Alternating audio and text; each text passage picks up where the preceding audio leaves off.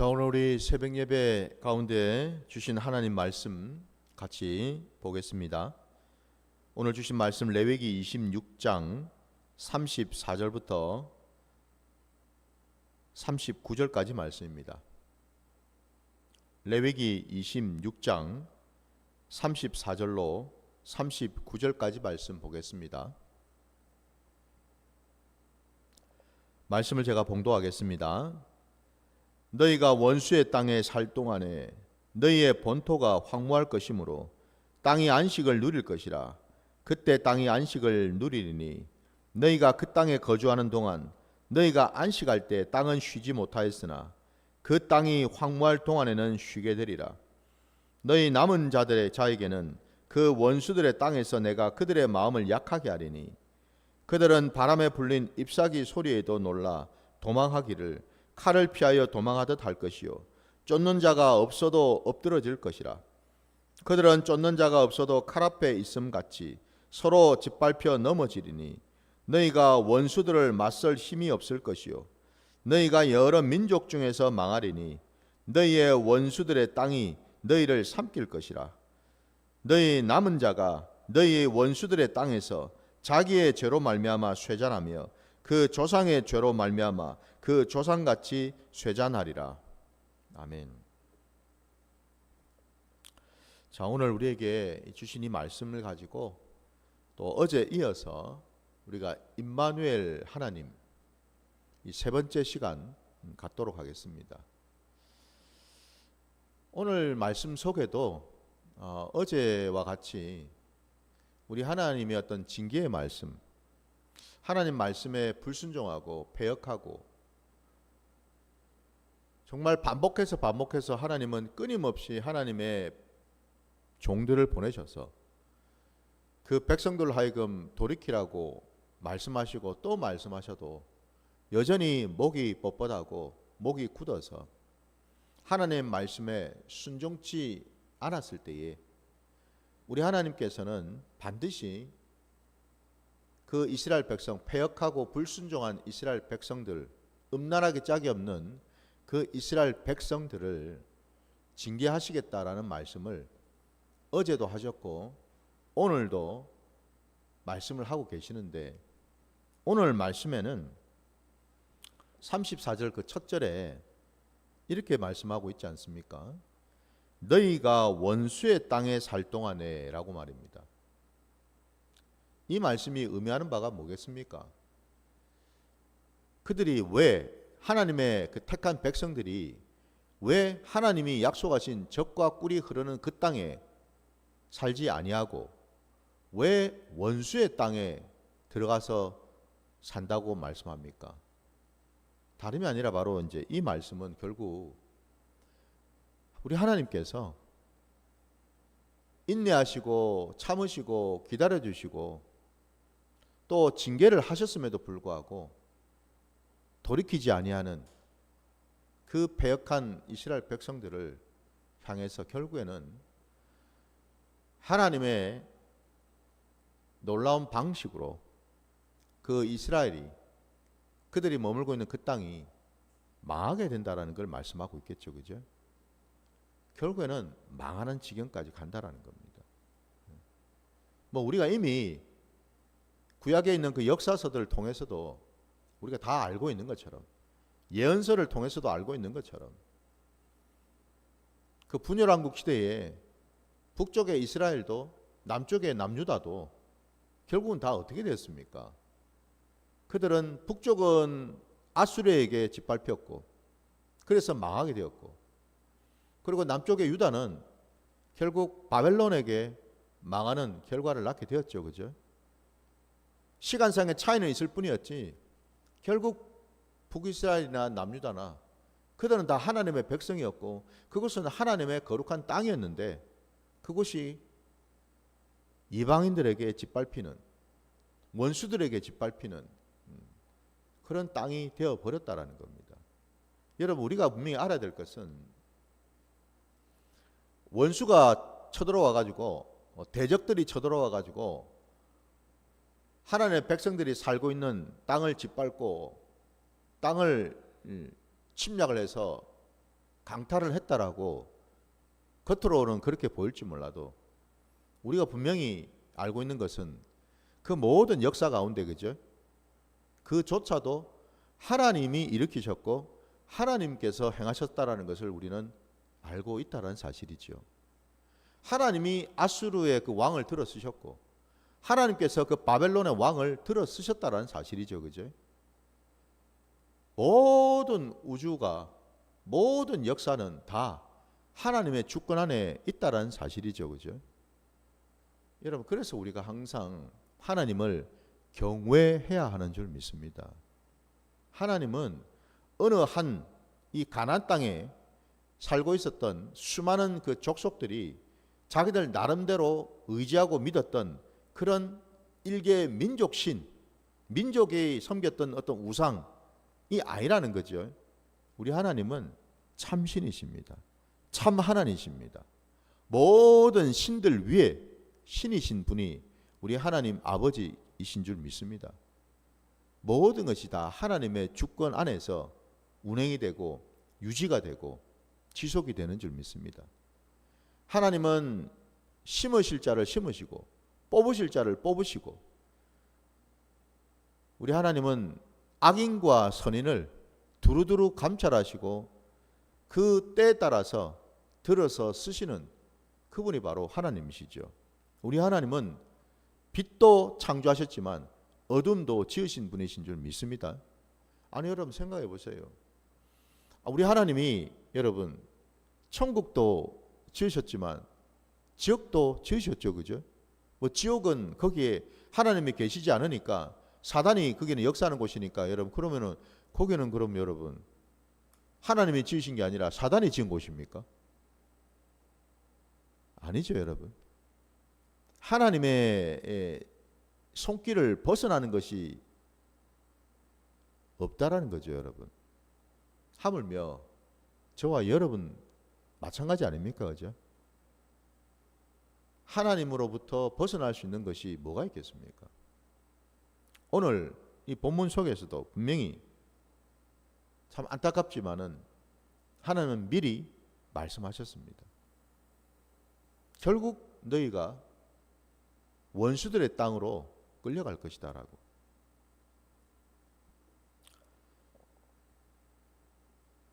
36절 말씀에도 보면은 너희 남은 자에게는 그 원수들의 땅에서 내가 그들의 마음을 또 약하게 하리니 37절 끝자락에도 보니까 너희가 원수들을 맞설 힘이 없을 것이요 라고 말씀하고 있고요. 38절에 너희가 여러 민족 중에서 망하리니 너희의 원수들의 땅이 너희를 삼킬 것이라 말씀합니다. 이 전체 말씀이 그죠? 언뜻 보기에는 글자 그대로 참 암울하지 않습니까, 여러분? 이제 땅도 잃어버리고 나라도 잃어버리고 노예가 되어가지고 결국 여러분 원수의 땅에 끌려가는 신세. 그러니까 한마디로 인생의 자리에서 아무런 소망이 없는 거죠, 여러분. 아니 노예로 팔려가는 데는 뭔 소망이 있어요? 노예로 끌려간다라는 말은 모든 생사 여탈권이 다 박탈되었다라는 뜻이지 않습니까? 그죠? 아무런 빛이 없습니다, 여러분. 한 줄기 빛도 들어올 수 없는 그런 처지 아닙니까, 여러분? 소망도 없고 모든 것들이 그냥 다 끊어졌다라고 생각할 수밖에 없는 지금 이런 상황을 맞닥뜨리게 되었다라는 것 아닙니까? 그러면은 여러분, 우리 임마누엘의 하나님은 당신이 택한 백성들을 결국에는 이렇게 하시려고, 결국에는 원수들한테 다 넘겨주셔서 그들의 노예가 되고 그들에게 짓밟혀서 결국 망할 수밖에 없는 그런 결론을 얻으시려고 우리 하나님은 우리를 부르고 택하셨는가? 여러분 어떻게 생각하십니까? 참 그렇다면 여러분 그 결론이 너무나 참혹하고 비참하지 않습니까? 아니 여러분 지금 이 신약 시대에 한번 생각해 보세요. 저와 여러분은 지금 예수를 믿고 신앙생활을 하는데 결국 그 끝이 말입니다. 망하는 것이고 소망이 없는 것이고 뭐 그야말로 세상에 짓밟혀 가지고 참 나락으로 떨어지는 이런 신앙이라면 여러분 믿으시겠습니까? 예수를? 당연히 저부터도 안 믿죠, 여러분. 끝이 그렇게 여러분 비참하고 예? 황망하게 짝이 없고 정말 아무런 소망이 없는 그런 나락으로 떨어지는데 여러분 뭐하러 예수를 믿습니까? 근데 왜 우리가 예수를 믿죠? 왜 임마누엘의 하나님을 끝까지 붙들어야 되죠? 다름이 아니라 그분은 우리를 살리시는 분이시기 때문에 그렇죠, 여러분. 죽는 게 끝이 아니라는 겁니다, 여러분. 망하는 게 끝이 아니다라는 겁니다, 여러분. 지금 이 상황이 끝이 아니다 이 말입니다, 여러분. 많은 사람들이 생각합니다. 내가 분명히 예수를 믿었는데 왜 이렇게 멋이 달라지는 게 없지? 왜 뭔가 변하는 게 없을까? 나 나름대로 열심히 기도도 하고 열심히 교회 사역도 하고 봉사도 하고 이러고 살고 있는데 왜 내 삶의 자리는 별 뭐 달라지는 것도 없고 나아지는 것도 없는 것 같고 그날이 그날 같고 참 지난하고 지루한 일상이 반복적으로 계속 그냥 이어지는 것 뿐일까? 혹시 여러분 그런 마음에 생각을 품고 계시지는 않습니까? 당연히 그런 심령이라면은 우리의 신앙이 어떻겠습니까, 여러분? 그 신앙에 힘이 있겠어요? 그 신앙에 능력이 있겠습니까? 그 신앙 안에 소망이 있겠어요, 여러분? 있을 턱이 없겠죠, 그죠, 여러분? 참 마지못해서 어쩔 수 없이 하는 신앙요, 여러분. 그런 신앙에 무슨 힘이 있고 권세가 있고 경건이 있고 능력이 나타날 수가 있겠어요?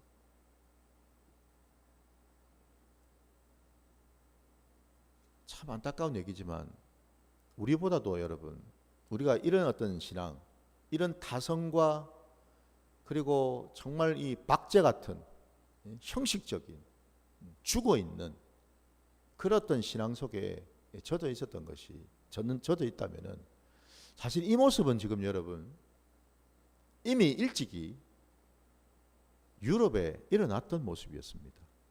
유럽의 말입니다.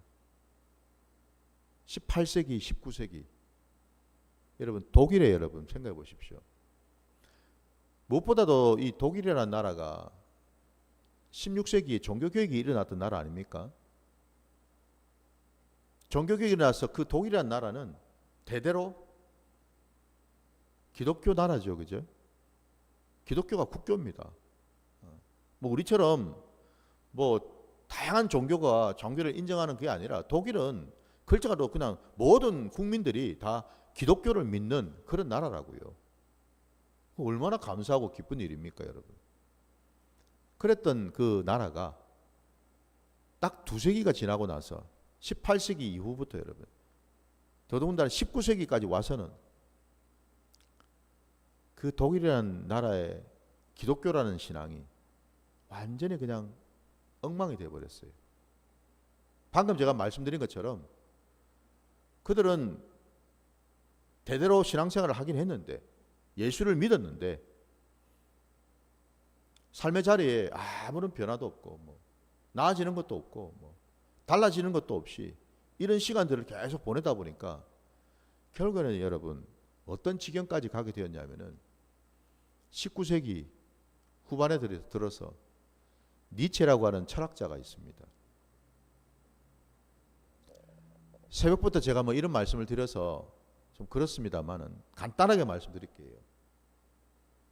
니체라고 하는 이 철학자는 여러분 놀랍게도 그는 그 집안이 목회자 집안입니다. 그 아버지가 목사예요. 그러면 당연히 이 니체도 그 집안 대대로 그죠? 기독교적인 어떤 가풍, 기독교 집안이라는 어떤 그런 내력들이 흘러왔겠죠, 그죠?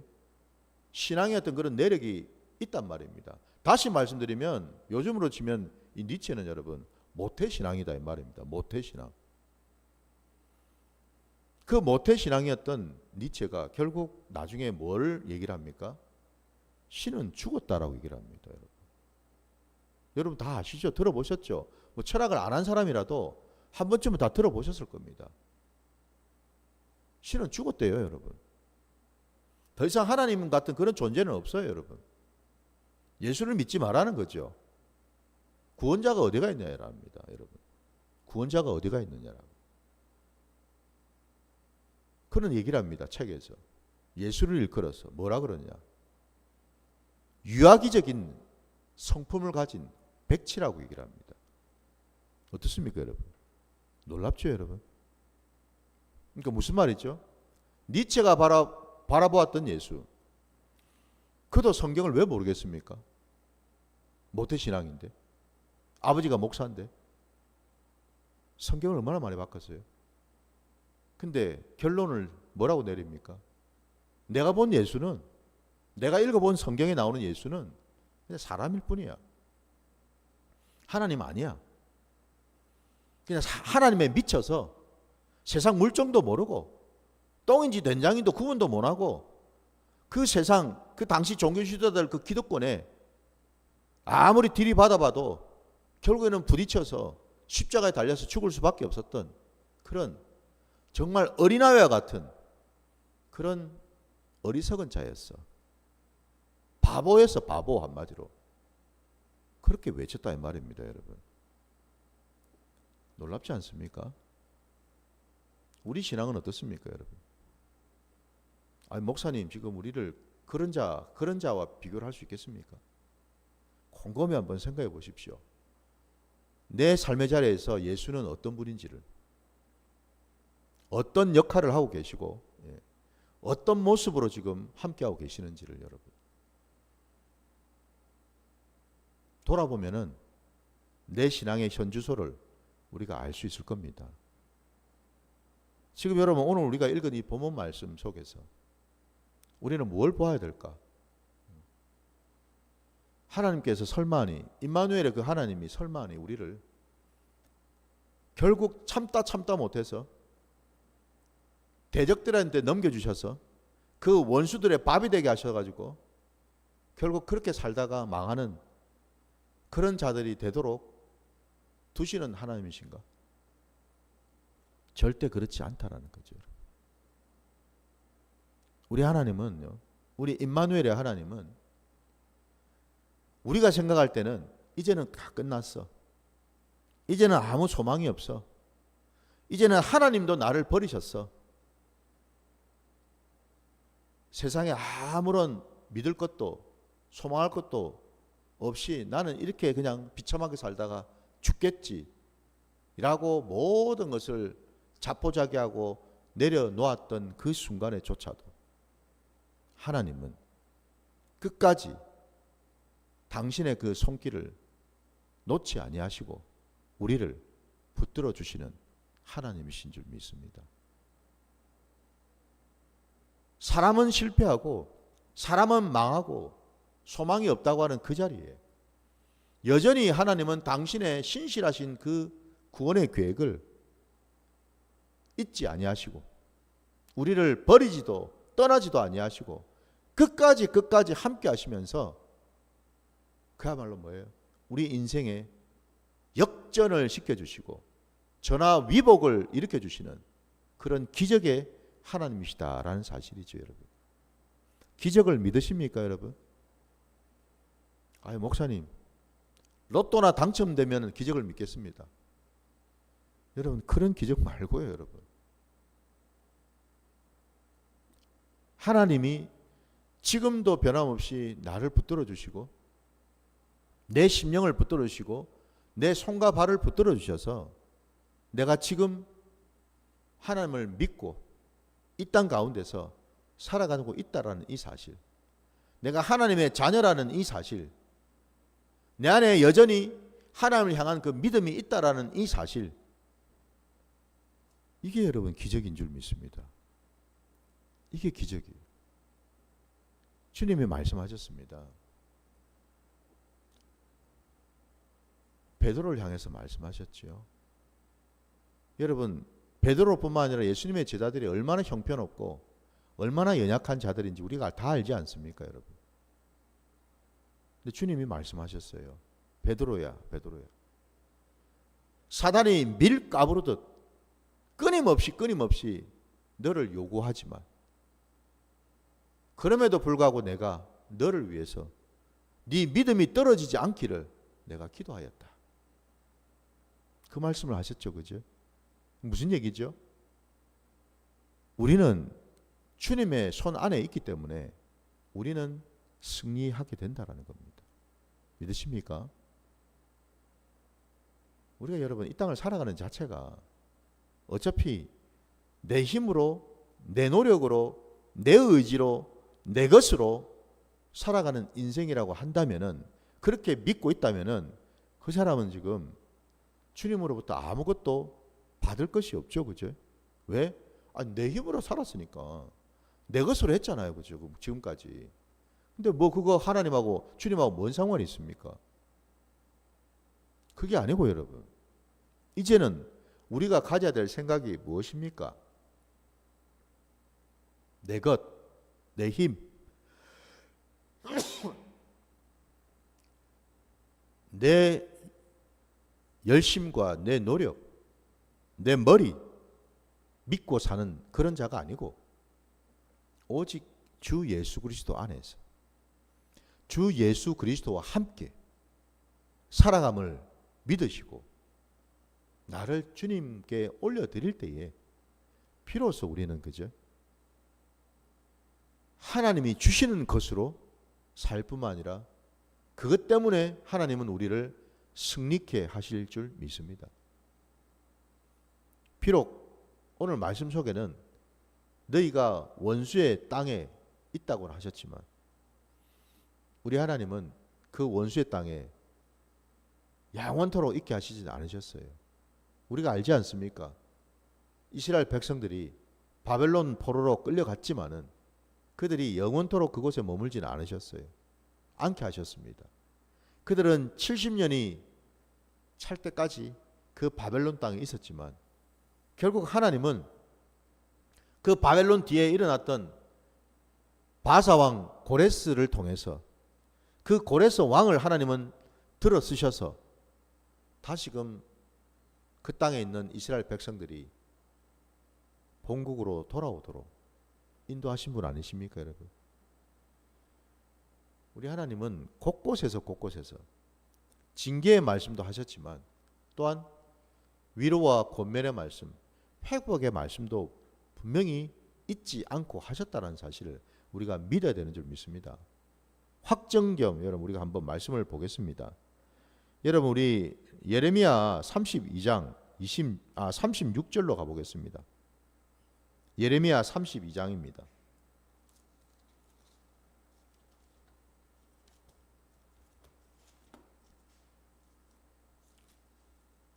예레미야 32장입니다.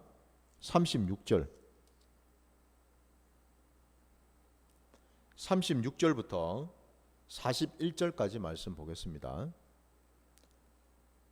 그러나 이스라엘의 하나님 여호와께서 너희가 말하는 바 칼과 기근과 전염병으로 말미암아 바벨론 왕의 손에 넘긴 바 되었다 하는 이 성에 대하여 이와 같이 말씀하시니라. 보라, 내가 노여움과 분함과 큰 분노로 그들을 쫓아 보내었던 모든 지방에서 그들을 모아들여 이곳으로 돌아오게 하여 안전히 살게 할 것이라.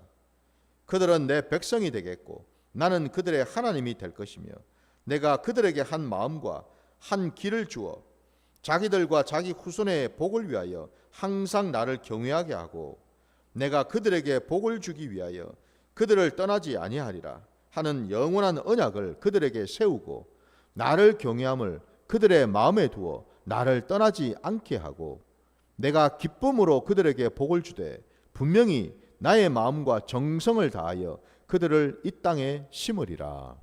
아멘. 여러분, 하나님의 오늘 우리가 읽은 이 레위기의 그 징계의 그 말씀과 이 말씀을 여러분 한번 연결시키고 비교를 해보십시오. 이게 너무 다르지 않습니까, 여러분? 우리 하나님이 바로 이것이고요. 그러니까 우리 하나님의 진심은 다름이 아니라 바로 여기에 있다라는 겁니다. 이게 하나님의 뜻이라는 거예요, 여러분. 징계를 받고 있는 백성들, 자녀들을 바라보는 그 하나님 아버지의 심정을 한번 생각해 보라는 겁니다. 그래서 제가 말씀드리지 않습니까? 징계는 심판이 아니라고요. 사형 언도가 아니다 이 말입니다, 여러분. 징계는 다시 온전케 하고 다시 살리시고 다시금 하나님과 동행하는 복된 자녀로 세우시기 위한 훈육과 교정의 과정이라는 사실을 여러분 기억하시기 바랍니다. 오늘 예레미야 32장 우리가 읽은 이 본문 말씀 속에 절절마다 여러분 공통되어서 나오는 단어들이 다 뭐예요? 복이라는 단어입니다. 하나님은 우리에게 복 주시는 분이신 줄 믿으시기 바랍니다. 내 삶의 자리를 한번 돌아보세요. 내가 지금껏 받은 복이 무엇인지를. 그 복을 보고도 여러분, 그 복을 손가락으로 세어보고도 아직도 하나님을 의심하시고 하나님을 믿질 못하고 있습니까? 여러분이 지금 이 말씀의 자리 앞에 나온 것조차도 복이고 기적인 줄 믿습니다. 누가 이 새벽에 여러분 나와가지고 하나님 말씀 앞에 서 있겠습니까, 여러분? 하나님이 붙들어 주시지 않으면, 하나님의 마음 주시지 않으면 어찌 이 자리에 나올 수가 있겠습니까, 여러분? 나오고 싶어도 못 나옵니다, 여러분. 이걸 기억하시기 바랍니다. 우리 하나님은 우리를 싫어하시고 분노하시고 진노하시고 밀어내시는 하나님이 아니시고 우리를 늘 받아주시고 안아주시고 품어주시는 하나님, 우리에게 복 주시기를 원하시는 하나님, 우리를 형통케 하시고 우리로 하여금 이 세상 권세와 사단의 그 모든 그 권세로부터 승리케 하시는 우리 하나님 아버지이신 줄 믿습니다. 부디 이 신약 시대를 살아가는 저와 여러분이 다른 어떤 것이 아니라 여러분, 오늘 말씀에 나오는 이 원수의 땅, 이 원수들이 누구이겠어요? 뭐 그들이 여러분 무슨 뭐 아말렉 족속이겠습니까? 블레셋 족속이겠습니까, 여러분? 네? 무슨 히위 족속이겠어요? 오늘날 신약 시대에 하나님 백성들, 하나님을 믿는 그 백성들의 대적 원수는 세상이요, 사단 마귀죠, 그죠? 이걸 우리가 알아야죠. 아수르도 아니고 여러분 바벨론도 아니죠. 사단의 세력요. 사단의 그 세력을 우리 주님은 분명히 십자가에서 이기신 줄 믿습니다. 그래서 우리는 이긴 싸움을 지금 하고 있는 중이지 않습니까, 지금. 주님이 다 이루셨다 말씀하셨고, 내가 세상을 이겨노라 말씀하셨고, 내가 세상 끝날까지 너희와 함께 하리라 분명히 말씀하지 않으셨습니까, 그죠? 그렇다면 여러분 그 말씀 붙들고 오늘 하루도 승리하시면서 살아가시기를 주의 이름으로 축원합니다. 자, 오늘 말씀 여기까지 드리고 우리 주님의 기도로 예배를 마치겠습니다. 하늘에 계신 우리 아버지여, 이름이 거룩히 여김을 받으시오며 나라가 임하시오며 뜻이 하늘에서 이루어진 것 같이 땅에서도 이루어지이다.